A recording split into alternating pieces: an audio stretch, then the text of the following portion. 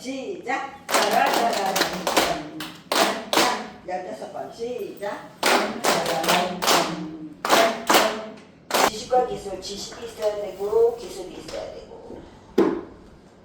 80페이지.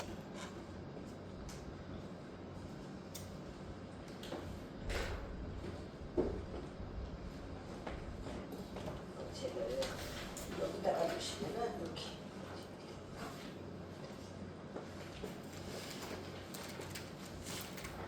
자, 80페이지 보시면 숙련된 수발자 1번 숙련돼야 돼.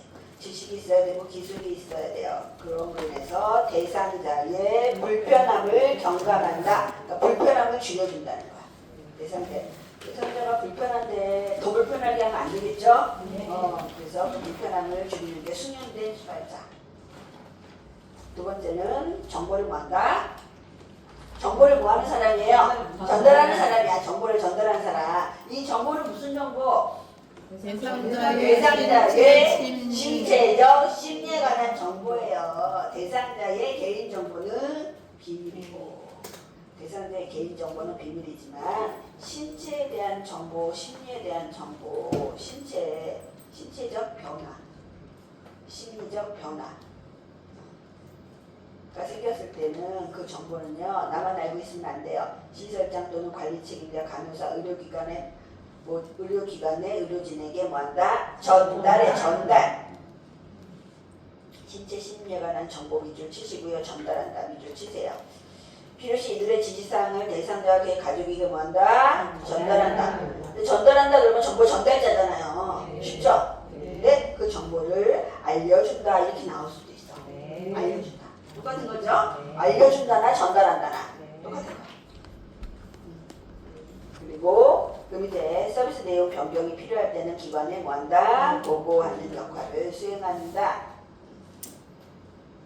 보고하는 게 알려주는 거예요. 우리 보고하잖아요. 네. 자, 3번 보세요. 관찰자의 세 번째. 관찰해야 돼. 관찰. 우리 맥박, 호흡, 체온, 혈압 측정할 수 있어요? 없어요? 우리 맥박, 호흡, 체온, 혈압 측정할 수 있어요? 없어요? 할 수는 없지만 관찰은 가능하다고. 관찰은 이거의 변화. 그러니까 맥박이 너무 빨리 뛰어 호흡이 가빠, 체온이 높아, 혈압이 높을 때의 변화는 우리가 알아요. 네, 그거는요, 그 질병의 변화에 대한, 이거는 질병의 변화야. 지금 맥박이나 호흡이나 체온이나 혈압 등의 변화가 질병의 변화예요. 이것뿐만 아니라 이 질병의 변화가 신체적인 변화예요. 이 맥박이, 호흡이, 체온이, 혈압이 변화가 있다. 이게 신체적인 변화라고요. 이것뿐만 아니라 이런 증상뿐만 아니라 심리적인 변화까지. 심리적인 게 뭐예요? 정신적인 거. 정신적인 변화까지 뭐한다? 관찰한다. 네, 질병의 변화에 대한 증상뿐만 아니라 심리적인 변화까지 관찰한다. 그럼 관찰자 찾으면 되죠? 근데 이게 안 나올 수도 있어요. 질병의 변화에 대한 증상뿐만 아니라 심리적인 변화까지 확인한다. 이렇게 나올 수도 있어요. 살펴본다, 지켜본다, 관찰한다. 다 똑같은 말이에요. 똑같은 말이에요.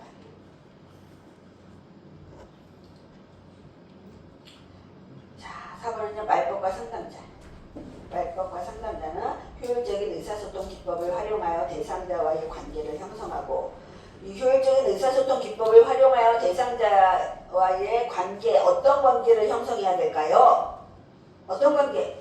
신뢰관계. 신뢰관계를 형성하기 위해서는 뭐 해야 돼요?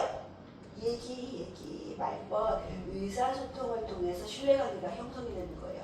딱 보면 알아요? 나 딱 보면 저 사람이 믿을 수가 있겠다. 알아요? 몰라. 뭐 해야 돼? 말을 해야 돼. 말을. 의사소통 말하다 보면 저 사람이 신뢰할 수 있겠다. 신뢰하지 못하는 사람이다. 이걸 알 수가 있잖아요. 네. 의사소통을 해야 돼. 의사소통. 말해야 돼. 말. 대화.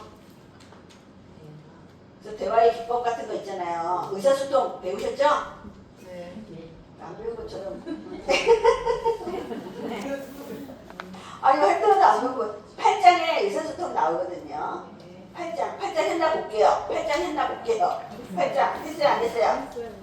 8장 의사소통 나왔잖아. 8장 했죠? 8장 저랑 한 건 아니니까 했을 거라고 믿어요.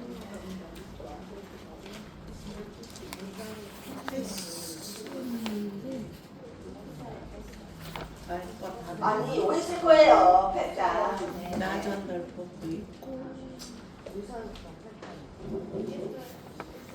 시각장애는 그래서 그 팔짱한 게 보시면 우리 말벗 나오잖아요. 의사소통이 말벗이야. 의사소통이. 그러니까 의사소통이 기법이에요. 네, 의사소통 기법이잖아요. 의사소통도 기술이라고. 말하는 기술이에요. 누구는 말할 때마다 기분 나쁘게 말하는 사람 있죠. 말할 때마다 저 사람이랑 말하면 기분이 좋아지는 사람 있잖아요. 그것도 기술이라고. 의사소통 기법이에요. 의사소통 기술을 이용해서 대상자의 관계, 무슨 관계? 신뢰 관계를 형성하고요. 신뢰 관계가 형성이 됐죠? 그러면 이분은요, 신체적으로, 정신적으로, 심리적으로 편안해져요. 아니, 편안하다. 아니를 도모한다. 5번째, 동기를 유발하는 거예요. 신체활동 지원 서비스나 일상생활 지원 서비스 등을 제공하는 것에 그치지 않고 대상자가, 자, 밑줄 치세요. 능력을 최대한 발휘하도록 동기를 유발해서 뭐한다? 지지한다. 대상자의 능력을 최대한 활용한다는 뜻이에요. 어르신 양말 한 짝 신는데 막 5분씩 걸려. 아이고 답답해. 어르신 가만히 계세요. 제가 신겨드릴게요. 그렇게 하다 보면 어르신이요 못 움직이게 돼. 양말 못 신어. 나중에는 1시간인데도 못 신어요. 근데 어르신 너무 잘하셨어요. 5분밖에 안 걸렸네. 그리고 그 다음에는요 4분 걸릴 수 있어. 그렇잖아요. 그게 동기 유발자예요. 동기를 유발해서 지지한다.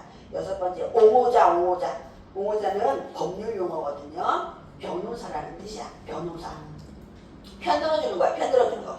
그래서 가정이나 시설, 지역사회 내에서 학대를 당하거나 소외되고 차별받는 대상자를 위해서 밑줄 치시고요. 대상자 입장에서 뭐한다? 편들어준다. 그리고 지켜줍니다. 편들어주는 거예요. 판사 아니고 변호사야. 판사 아니라 그랬죠. 물고문은 판단하는 게 아니에요. 이거는 옳다, 이거는 그렇다 판단하는 게 아니라 뭐한다? 변호사예요. 옹호해준다. 변호사.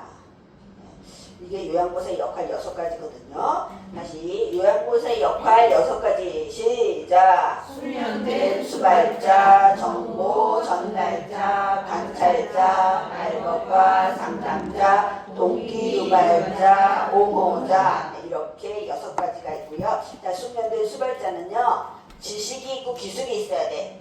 지식과 기술 밑줄 치시고, 대상자의 불편함을 뭐한다? 경감한다. 불편함을 줄여주는 거야. 대상자의 불편함을 줄여주는 거예요. 2번째는 정보를 뭐하는 사람이에요?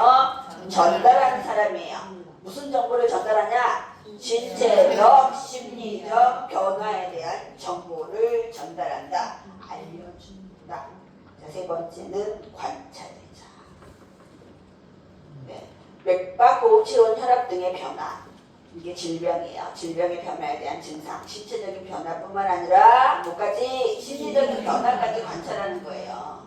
아, 이분이 괜찮았는데 갑자기 오늘 병원에 모시고 갔더니 고혈압이 진단이 내려진 거야. 혼자만 알고 있으면 안 되죠? 그 관찰한 거를 어떻게 한다? 정보를 전달을 해주고요. 이 어르신이 잠이 안 와가지고 고혈압 약을 처방받으면서 수면 유도제도 받아. 한 달치씩 받아요. 수면 유도제는 28일 거까지밖에 안 줘. 수면제는. 고혈압 약은 석 달치도 줘요. 석 달치도. 3개월 90일도 주는데 수면 유도제, 수면제. 수면제는 28일까지밖에 안 줘요. 그러니까 어르신이 그걸 가지고 하나하나를 안 먹고 이제 모아놨다가 나 이거 나중에 이거 먹고 내가 죽을란다. 근데 아무한테도 얘기하지 말아라. 선생님만 알고 있어라. 이럴 수 있잖아요. 아, 비밀을 나한테만 얘기해 주는데 비밀을 지켜야 되겠다.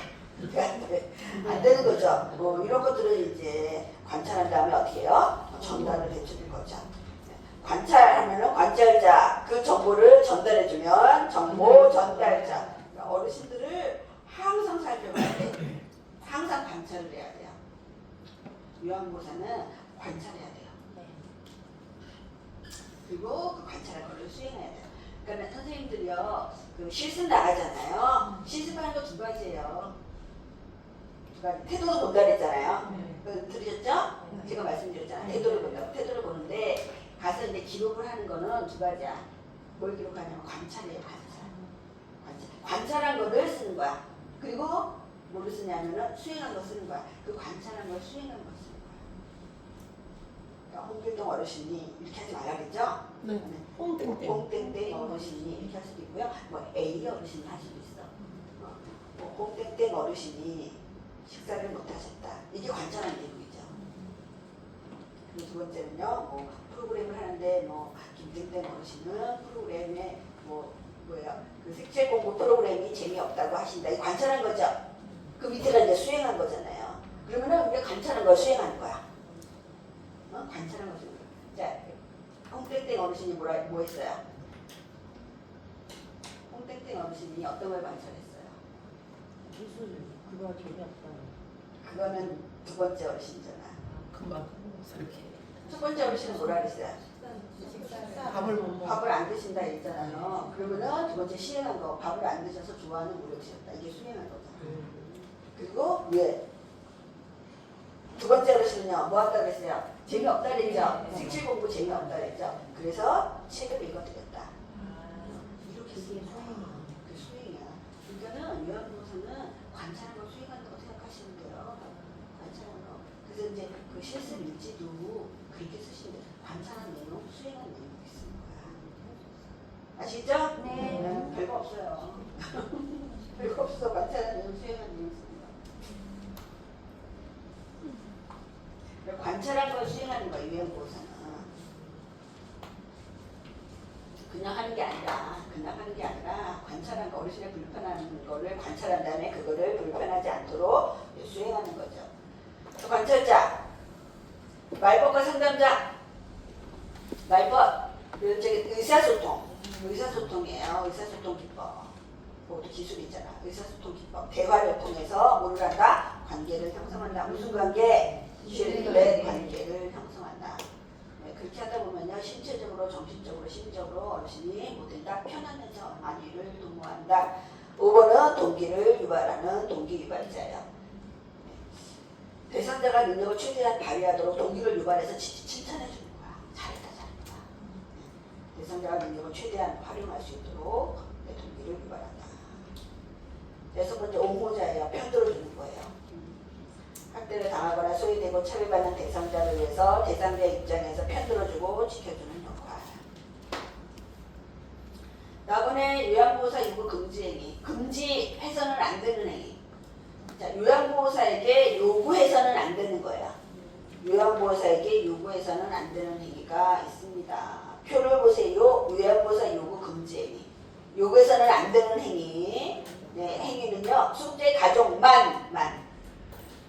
가족을 위한 거 하는 거 아니잖아요. 그죠? 또 수급자 또는 그 가족의 생업, 가족의 일을 하는 거 아니다. 그리고 그 밖에 수급자의 일상생활에 지장이 없는 행위는 하는 게 아니라는 거죠. 자, 다음 장 보시겠습니다.